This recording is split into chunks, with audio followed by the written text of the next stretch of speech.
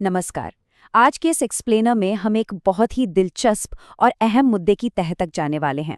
हाल ही में सामने आया आर्थिक संकट, सरकार की वो 7 खास अपीलें जिनमें सोना न खरीदने और तेल बचाने जैसी बातें शामिल हैं, और इन सब का आम जनता पर पड़ने वाला सीधा असर। बिना किसी पक्षपात के हम सिर्फ फैक्ट्स और डेटा के जरिए इस पूरे विरोधाभास को डिकोड करेंगे। तो चलिए सीधे शुरू करते हैं। इस पूरे मुद्दे को अच्छे से समझने के लिए हम अपनी चर्चा को 5 हिस्सों में बांटने वाले हैं।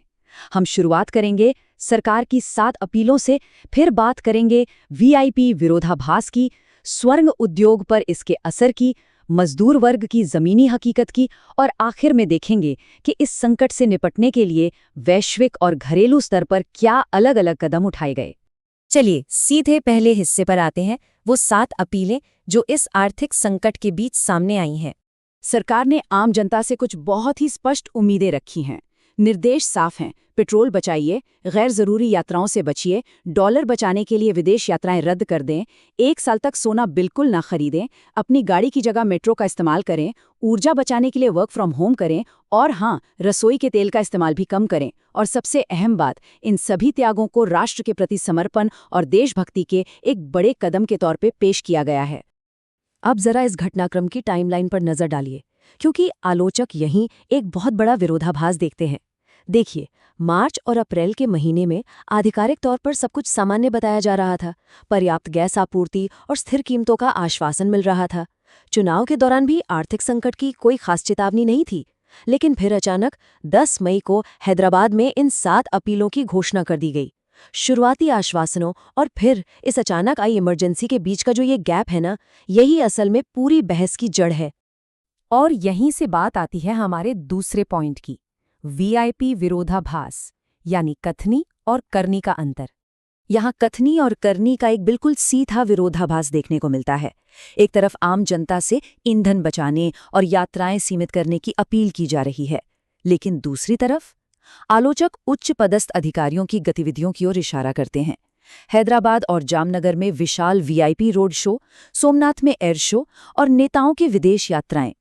जब 50 से 100 गाड़ियों का काफिला निकलता है तो उसमें जो ईंधन और विदेशी मुद्रा खर्च होती है, वो जनता से की गई त्याग की अपीलों के एकदम उलट नजर आती है। अब आगे बढ़ते हैं अपने तीसरे हिस्से की तरफ, जो बात करता है सोने की और स्वर्ण उद्योग पर पड़े इस ठहराव के असर की। जरा इस नंबर को देखिए, 50 लाख। जी हाँ, ये कोई छोटा मोटा आंकड़ा नहीं है। ये उन श्रमिकों और कारीगर परिवारों की अनुमानित संख्या है जो पूरी तरह से आभूषण क्षेत्र पर निर्भर हैं। इनमें से एक बहुत बड़ा हिस्सा बंगाल और ओडिशा जैसे राज्यों से आता है। जब सरकार कहती है कि 1 साल तक सोना न खरीदें, तो इसका सीधा असर इन 50 लाख परिवारों की रोजमर्रा की आजीविका पर पड़ता है। और अगर हम अर्थव्यवस्था के नजरिए से देखें तो भारत की कुल जीडीपी में स्वर्ण उद्योग का योगदान पूरे 7% है। यही नहीं, हमारे कुल निर्यात में इसकी हिस्सेदारी 12% है। इतने बड़े आर्थिक इंजन को 1 साल के लिए रोकने का मतलब सिर्फ निर्यात गिरना नहीं है, बल्कि इसका मतलब है उस पूरी सप्लाई चेन का चरमरा जाना जिस पर लाखों दैनिक वेतनभोगी मजदूर टिके हैं। तो यहाँ एक बहुत ही जायज़ और गंभीर सवाल खड़ा होता है। अगर देश के अंदर सोने की खरीद 1 साल के लिए पूरी तरह से रुक जाती है, तो ये लाखों दिहाड़ी कारीगर अपनी रोजी रोटी कैसे चलाएंगे?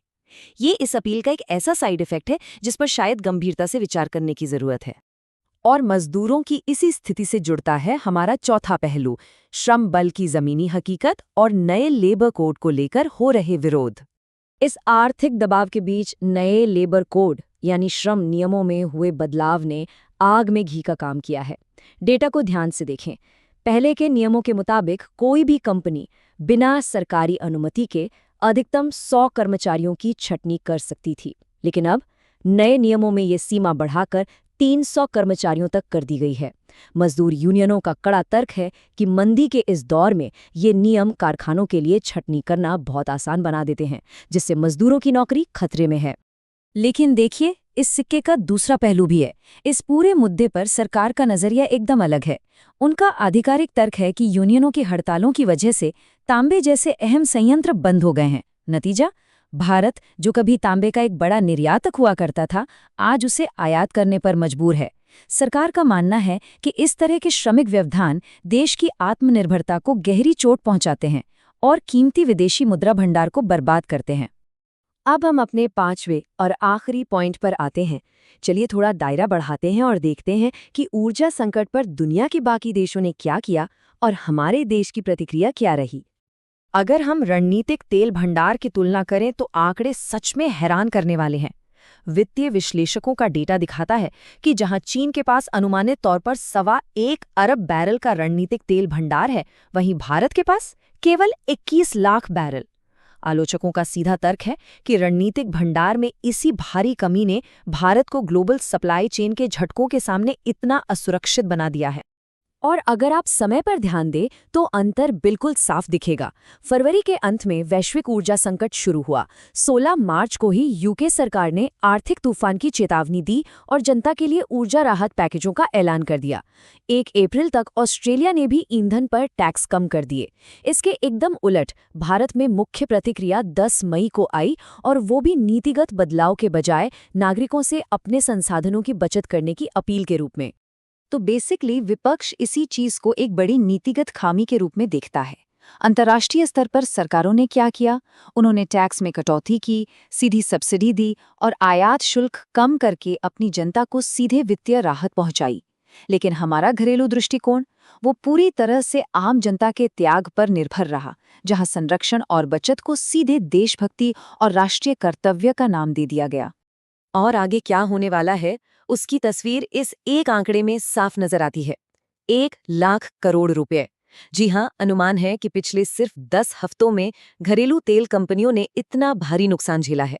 चुनाव के दौरान पेट्रोल डीजल की कीमतों को बढ़ने से रोकने के लिए कंपनियों ने ये सारा घाटा खुद सहा है। लेकिन विशेषज्ञों का कहना है कि ये स्थिति ज्यादा दिन टिकने वाली नहीं है और बहुत जल्द आम आदमी को कीमतों में एक भयंकर उछाल का सामना करना पड़ सकता है। तो कुल मिलाकर जैसे जैसे ये वैश्विक आर्थिक दबाव लगातार बढ़ रहा है, हमारे सामने एक बहुत ही बुनियादी सवाल खड़ा होता है। एक तरफ है नागरिक का त्याग और बचत करने का देशभक्तिपूर्ण कर्तव्य, और दूसरी तरफ है सरकार की जिम्मेदारी कि वो एक ठोस प्रणालीगत राहत प्रदान करे। आखिर इन दोनों के बीच सही संतुलन कहाँ है? आज के इस एक्सप्लेनर में पेश किए गए आंकड़ों पर गौर करें और खुद तय करें। हमारे साथ जुड़ने के लिए बहुत बहुत धन्यवाद।